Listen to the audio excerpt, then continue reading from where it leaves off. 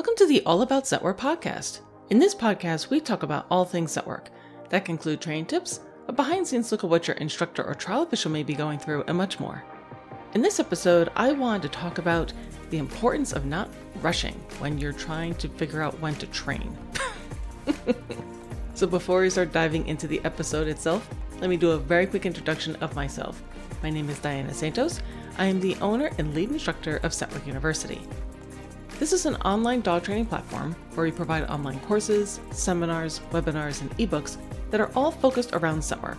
So regardless of where you are in your stiffing journey, you're just getting started, you're trying to develop some more advanced skills, maybe you're interested in trialing, or you're already competing at the upper levels, we likely have a training solution for you.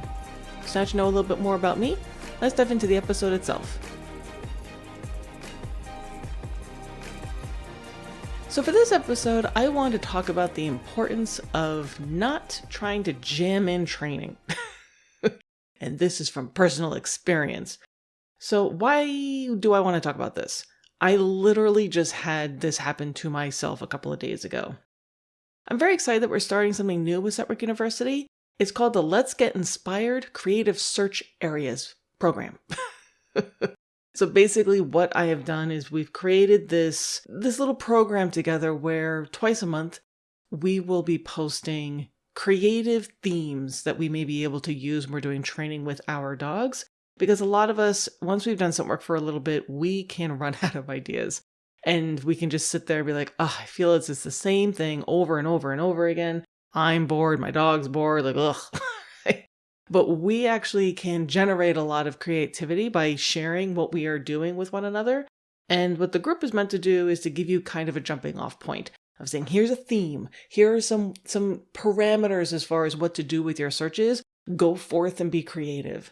So it's a really fun little program that we've just started and people are joining in and they're participating. Thank you, thank you, thank you. It's very fun. Why does any of this matter? Well, I decided because I'm the one that's offering up the themes that I wanted to provide some video examples for everyone for our very first theme. And that meant that I needed to go out and I needed to set up some searches for my dog. And I wanted to be able to talk through some of my thought processes and all these kinds of things. All good stuff, right? Well, as you may have gleaned from the other episodes that we've posted, I'm just slightly busy. So I decided to jam this in to an I'm backlogged beyond belief. I'm like, okay, we're going to run out and we're going to try to do this. And I'm trying to do a million things at once. I want to be able to film. I want to be able to use my Cirrus so I can show where the smoke is going. I want to be able to talk about hide placement and what you can use for odor vessels and then how you may be able to make adjustments and all these different things. It could be a course. It's a lot of stuff I'm trying to jam in. I'm trying to video this, then I have to edit, then I have to post it on top of the millions of things I already have to do that I'm already, laid on and it's just a thing. So fine. I decide in my infinite wisdom, I'm going to go do this, right? So the very first part doesn't go well. I go out and I'm like missing some things because again, I'm like, I can bang this out. It's what I always think. I can bang this out and it never turns out with anything that I do. I have no concept of time and how long things are going to take. So I'm frustrated right out of the gate because I'm thinking, I can get all this done in tops from start to finish of setting everything up, actually doing the searches, filming it, editing it, posting it, an hour at the absolute most. Not even close. So I'm already in my mind like, okay, this has taken me to just get outside and to get this set up. This has taken me too long. So I am now rushing my rush. Important things to keep in mind when we're talking about set work. Odor doesn't care about how rushy you want to be. Odor doesn't care about your schedule. It doesn't care about what else you have to do. Neither does your dog. They are going to be using whatever it is that they have available to them as far as odor availability, and they are also not machines. So if you are flitting around like a frazzled little lunatic, they're going to be like, what's wrong with you? This is being set up to be really bad, right? My very first part, I wanted to capture a conversation, kind of a hey, look at this space and here's some things that we'd be able to consider and blah, blah, blah, blah, blah. And the video didn't capture. So I'm like, so I have to do it all over again. I have to try to remember what I said. It just was a thing. We then skip ahead to, I wanted to talk about where potentially we could place a hide for this very first theme and show where, that could be problematic. And I go and I explain all these different things. I'm like knocking it out of the park at this point. Like, great, we had some bumps in the beginning, but we'll be able to do this piece. And I go and I grab my Cirrus and I try to go puff, puff, puff, and nothing is coming out. I'm like, puff, puff, puff, and nothing is coming out. And I look and it's not charged. I'm like, Grr! So now I gotta go run back inside, try to charge that, and figure out, okay, I am now, for this thing that was only going to take at most an hour, like my head actually thought it was going to take like a half hour, I am now 25 minutes in and I haven't done anything of any real, substance. So now I'm trying to think, okay, what can I do while this thing is going? So I'm trying to do a million things at once. My dog is just looking at me like, are we going to be doing searches? I got really excited because I thought that we were going to do searches. So now he's on like level 100 as far as arousal, which is not great because we're going to try to do some challenging searches. It's just a mess. Without getting into all the ins and outs of whatever, I finally got my Cirrus charged. Great. As that was charging, I started to do something else to show, hey, I wanted to think about this placement for a hide. And I wanted to use, the water pair odor vessel accessory so I can show that you can have primary, you can have pairing in there, and you can have it upside down. It doesn't fall out. All wonderful thing. And I'm so excited. I'm like, look, we can have this really fun thing. I'm filming it. It's all doing great. And then boop, it just falls right down the whole thing because I was trying to putty this odor vessel onto a branch. And putty and branches that are dirty or even slightly moist, it doesn't work. And then if you have any kind of heat, it had been warming up now because this was taking longer than I thought it was going to, then your putty just kind of melts. There was no reason for this to work. Now, if I had been in my right mind, I would have said, okay, no big deal. I have lots of other ways that I can fix this hide, and I can still show, from a teaching standpoint, the value of using the what a pair accessory. But instead, I'm like, I don't have time for that. So I just abandoned that hide placement altogether. It was a really good hide placement. It would have been good for my little guy. It would have been good for what I was trying to show. It was pretty creative. It hit all the marks. But because I am on stress cloud 100, and I can just think, oh my God, I have all these other things I have to do. And now I made a promise to myself. No one else knew that I was going to post these things, but I made a promise to myself. I was going to get this posted. It was going to be really important. It really isn't. People would be fine. If I waited till later on in the day, it would have been okay. But no, it has to get done now. So I'm hoping that you can see that this is all ridiculous, right? This is not the state of mind to be training in. So forget all that. So I decide to place a hide on the top part of my gutter for my tiny little terrier. And it just went downhill from there. For the people who are in the group, they've already seen. They're like, oh, wow, yeah, I put a 20-minute video that was edited down, showing how many adjustments I had to make in order to make this work. The different types of decisions that I made that weren't that great at the time. Because I wasn't thinking clearly. Because I was trying to shove this in a very short period of time. And I wasn't being mindful. I wasn't being thoughtful. I wasn't thinking in training head. I was thinking in, who knows? Just do example. I don't know. I don't have the words to describe. My little guy was a trooper. He was so good in trying to do this. But during all of this frazzleness, you can hear him barking and crying inside because he's like, I want to play. So he's on like level 10 for arousal, which isn't great. We don't want them to be over aroused. We want them to be in a nice, ideal sense of arousal. So he was already, woo! And he was exhausting himself as he's doing all his bouncing and barking and whatever else. He searched, I think total, if you actually like take away all the editing and all the guts and everything, he probably searched for like a half hour. Total, like with everything all spread up with all the different adjustments I made and all the, it's a lot. And he was exhausted by the end. And I'm like, oh, this is just not great. But it was a really good learning experience, which is why I shared it in the group. Learn from me, because I do not purport to be perfect by any stretch. I am far from it. But that's why I wanted to talk about it in a podcast episode as well, that it is really, really, really easy, at least for me, maybe I'm the only one that falls into this, to say, oh, I've got, 2 minutes. I'm going to go run out and do a search because I've got these 2 little minutes. First of all, even when we say, oh, it takes 5 to 10 minutes for a search, right? For like a training session. Oh, keep it really short.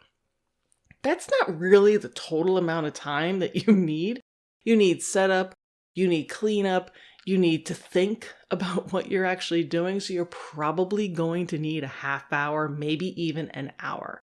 And there's also, getting the dog ready, but then also allowing them to have that really wonderful, reward session afterwards is super important. So to just say, oh, you just need 5-10 minutes and you're good, it's not true. And if you're trying to sandwich that in where you are already uber stressed, this is the only time that you have, and you've got to be done at 10 minutes, I just don't think that's a great way to train. Now, are there other things that you can do that are scent work adjacent that potentially don't have as much potential fallout? Maybe. So if I need to allow my guy to do a little bit of sniffing, right? He loves to sniff. It's a very important part of his day. But I do not have the time right now to actually mindfully set something up. I do kibble scatters. I will literally just take a handful of kibbles and I will toss them and scatter them all throughout the yard, 2 different parts of the yard, and he gets to go and find those. And I can make that a little bit more complicated with where I scatter it. But I know that nothing overly negative is going to happen. There's not going to be any fallout. He's just going around and snorkeling around finding his kibbles. It's easy. It's really easy. You can do that inside too. But it's not the same type of, I'm setting up a hide where I'm supposed to be doing formal searching and I'm also supposed to be mindful as a handler and I understand that my dog is learning the whole time. In those moments, we can undo a lot. And we could also potentially fall into the pitfall of creating really snazzy searches that don't actually accomplish anything helpful. And that's basically what this session had kind of morphed into. I was able to recoup it. I was able to, make the adjustments and get my brain to work properly and to actually have this be productive. And he did great. And I actually walked away with some really helpful information that were tangible things that I can work on in my training. I was able to recognize some things that, we haven't done X, Y, or Z. Now we need to work on that. Or reviewing my video, I need to make sure that I'm not doing A, B, or C with my handling. All of that took time for me to actually more soberly look at it. Not in the frantic, oh my God, I gotta be done. So I wanted to talk about this in this episode because I know from me anyway, and from my perspective of what I'm seeing with my clients, I know I'm going a million miles a minute all of the time. Absolutely insane. It's not sustainable. But I do think from what I'm seeing with my clients and with the community as a whole, is that's actually not rare. I think everybody is on another level. And we may just want to bring it down a notch. Or at the very least, take a breath and pause and say, am I actually ready to do training right now? Or am I just doing something else? Because training is supposed to be teaching. It's supposed to be teaching or learning opportunities. Because again, we're not teaching anything for scent work. We're giving the dog opportunities to figure these things out on their own as far as figuring out odor and so on and so forth. But that's entirely different from the frantic, let's just go! Those are 2 different things. So I hope that kind of makes sense. And then maybe this will give someone else pause when they are thinking of, oh, I have 2 minutes. I can shove in a training session and hopefully that makes my dog tired. Maybe not such a great idea. There may be other things that we can do if we need to use a puppy pacifier, right? We need to take the edge off a little bit so we can get some other human things done. There may be better alternatives and that we may want to think about, because training and using our dogs giving them those mental outlets is so important. It is one of the ways that we can help them feel more fulfilled. Can't just exercise them out of being, bouncing off the walls. They will bounce off the walls more. So having formal training, I think, is really important as far as their daily routine. But knowing when to do that and how to approach it and what are the results from it. And that we have to keep in mind what's going on with us. And if we are just frazzled, like we are, all ends of the candle are like burned down to nothing. We are just working on fumes. It is a good idea to just take a second and just breathe. Okay, what am I trying to accomplish with this? Do I just need to give my dog kind of something to take the edge off so they can go take a nap? Then maybe I don't need to do training right now. Maybe I can do something else. It can be set work adjacent, like the kibble scatters. If I want to do training, training is supposed to be about learning. What is my dog actually going to learn if I do it like this? And do I have the time to actually set it up, to do the training, and then do the cool down, the reward sequence, the cleanup, all that stuff? And it's probably going to be twice the amount of time of your actual training, if not more. Do you have that? And if you don't, that's okay. Don't try to jam it in, particularly when we're talking about scent work. I think it's true for all training, but really with scent work, because then you're bouncing up against odor, and odor will just laugh at you and say, you're adorable. It's so cute that you thought that you'd be able to make me do what you wanted me to do. Here's some humble pie. So this shorter episode than usual, just more of this was something I wanted to share because it just happened recently. It's been, bubbling up in my head. Like, this is a really important thing for people to keep in mind is, yes, we don't need 10 hours a day to do scent work. That is absolutely true. And yes, your overall search may be fairly short. If you were to time when the dog is actually actively searching, maybe it is only going to be 5 or 10 minutes total across all your repetitions. But I also do think that we need to be a little bit more honest about how long it takes to set up, how long the searches actually take, and then all those breaks in between when the dog is inside their staging area or inside their crate, you're changing things up for the next search, and then how you're doing your reward sequence and how you're doing your cleanup. Understanding that that is a chunk of time, and that chunk of time is important, and trying to shorten that or make that so that it's non-existent, not a good idea for doing training. But let me know what you guys think. Have you ever found yourself in this situation where you're like, I'm gonna jam this in, and it didn't go well? Maybe it's just me, but I thought that I would share. We would love to hear from all of you. As always, definitely make certain that you let us know if there are other topics you guys are interested in. I know I've been saying this the last couple of episodes, but the very next episode that we post, I promise, will be an interview with one of our instructors and outside speakers. We are very excited about this. The edits are almost finalized. The next episode, I promise, Scott's honor, that it will be with one of those interviews so you can finally get a reprieve from me. Very exciting, I know. But also, if you have anyone that you're interested in hearing from as far as someone who's giving back to the industry, either an individual or a business, please make certain that you let me know who those individuals or businesses are. I would love to interview them for our Spotlight series. Also going to be continuing our instructor focus series because our instructors need to talk about these things too. So we have a lot of really fun, exciting things planned for the podcast. And again, if you are interested in joining the Let's Get Inspired Creative Search Areas group, it's really, really fun. Again, we're going to be posting different themes in order to help everyone stay engaged and to help them stay inspired and excited about doing their searches. Those themes will be posted twice a month to that group. I'll make certain that there is a link for a little bit more information about how you may join and what's involved with that program. I'll have that in the replay page for the podcast episode itself. All right, guys, thanks so much. Happy training. We look forward to seeing you soon.